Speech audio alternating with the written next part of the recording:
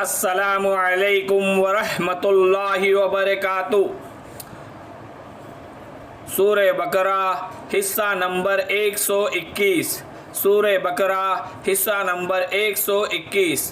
آیت نمبر 123، آیت نمبر 123، رکوع نمبر 15، رکوع نمبر 15، مفسرین کے اقوال، مفسرین کے اقوال۔ ناظرین، سامعین،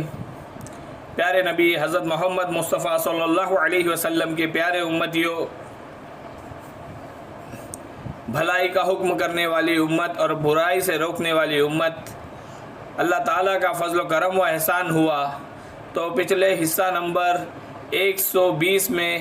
ہم نے امامت کے منصب کے تعلق سے پڑھا،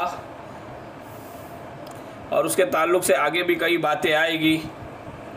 اور اس میں اللہ تعالیٰ نے صاف واضح کر دیا کہ ہم نے بنی اسرائیل کو امامت سے معزول کر کے امت محمدیہ صلی اللہ علیہ وسلم کو امامت کے منصب پر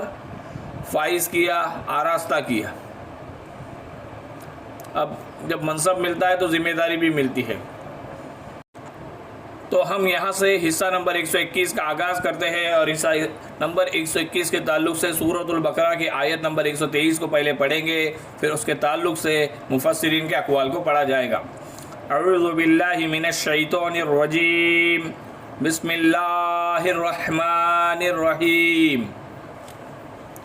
واتقوا يوما لا تجزي نفس عن نفس شيئا ولا يقبل منها عدل ولا تنفعها شفاعة ولا هم ينصرون۔ اس دن سے ڈرو جس دن کوئی نفس کسی نفس کو کوئی فائدہ نہ پہنچا سکے گا، نہ کسی شخص سے کوئی فدیہ قبول کیا جائے گا، نہ اسے کوئی شفاعت نفع پہنچا سکیں گی، نہ ان کی مدد کی جائے گی۔ اب اس کے تعلق سے مفسرین کے اقوال پڑھتے ہیں کہ بنی اسرائیل 2000 سال فضیلت والے رہے، اور اب اللہ تعالیٰ یہ تو فرما رہا ہے کہ بنی اسرائیل اب دنیا میں انسانوں کی قیادت نہیں کریں گے، اور یہ معاملہ، یہ فیصلہ نہیں بدلا جائے گا کہ بنی اسرائیل 2000 سال فضیلت والے رہے، اور اب اللہ تعالیٰ یہ تو فرما رہا ہے کہ بنی اسرائیل اب دنیا میں انسانوں کی قیادت نہیں کریں گے، اور اس معاملے میں یہ فیصلہ نہیں بدلا جائے گا۔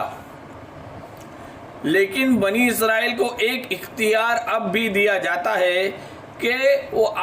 تمہاری آخرت، کہ وہ اپنی آخرت سے کی خیر سے، آخرت کی خیر سے ابھی محرومی نہیں ہوئی۔ آخرت کو بنی اسرائیل اب بھی سدھار سکتے ہیں، سنوار سکتے ہیں۔ تو بنی اسرائیل کو ایک اختیار اب بھی دیا جاتا ہے کہ وہ اپنی آخرت کو خیر سے ابھی بھی،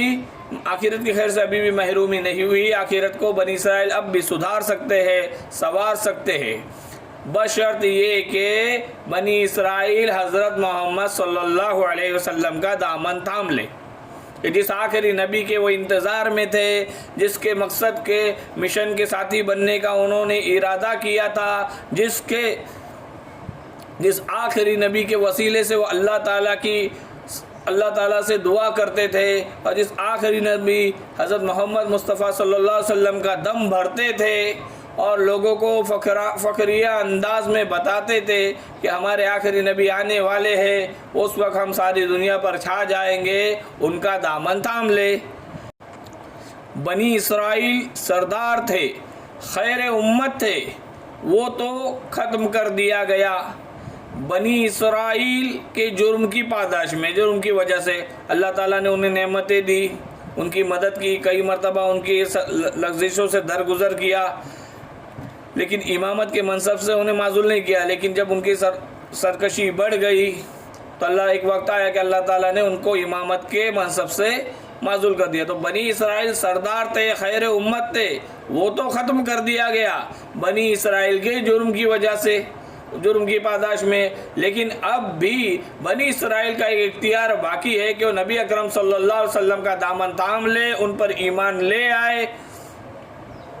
انہیں آخری نبی مان لے اپنی آخرت سدھار سکتے ہیں۔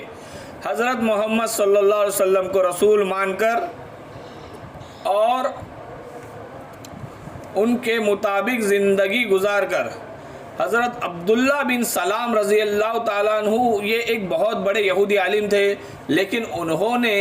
بنی اسرائیل سے تھے اور یہ بہت بڑے یہودی عالم تھے، لیکن انہوں نے نبی اکرم صلی اللہ علیہ وسلم کا دامن تھام لیا، ان پر ایمان لے آئے اور ان کے مقصد کے ساتھی بن گئے، اور آج حضرت عبداللہ بن سلام رضی اللہ تعالی عنہ کا شمار اعلیٰ درجے کے صحاباؤں میں کیا جاتا ہے۔ تو دنیا میں بھی ان کی عزت ہوئی اور آخرت میں بھی انہیں جنت ملی۔ اس آیت میں یہ فرمایا گیا کہ اس دن سے ڈرو جس دن کوئی نفس کسی نفس کو کوئی فائدہ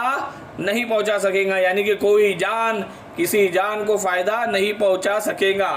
نہ کسی شخص سے کوئی فدیہ قبول کیا جائے گا،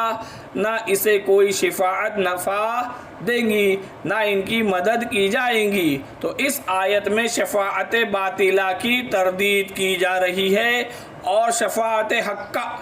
کا ذکر قرآن میں بیان کیا گیا ہے، جو سورہ نجم میں آگے بیان کیا جائے گا۔ تو شفاعت کے تعلق سے بہت ساری باتیں ہیں جو سمجھنے کی ہے۔ تو شفاعت ہوں گی تو کون کرے گا، اور کس کس کو اللہ یہ اختیار دیں گے، اور کس کس کی شفاعت ہوں گی، کب ہوں گی۔ ایسا تو نہیں ہوگا کہ ہم قبر کی دھلائی ہو جائے اور برزخ کی منزلوں سے کو سختیوں سے برداشت کرے اور پل صراط پر ٹھیک سے گزر نہ پائے، تکلیفوں سے گزرے، عرش کا سایہ نہ ملے، تب جا کے کوئی ہماری شفاعت کرنے آئیں گے۔ تو ساری باتیں جو آئیں گی انشاءاللہ سورہ نجم میں آگے اس کے تعلق سے باتیں ہیں۔ تو اس آیت میں یہ فرمایا گیا کہ اس دن سے ڈرو جس دن کوئی نفس کسی نفس کو کوئی فائدہ نہ پہنچا سکے گا، نہ کسی شخص سے کوئی فدیہ قبول کیا جائے گا، نہ اسے کوئی شفاعت نفع دیں گی، نہ ان کی مدد کی جائیں گی۔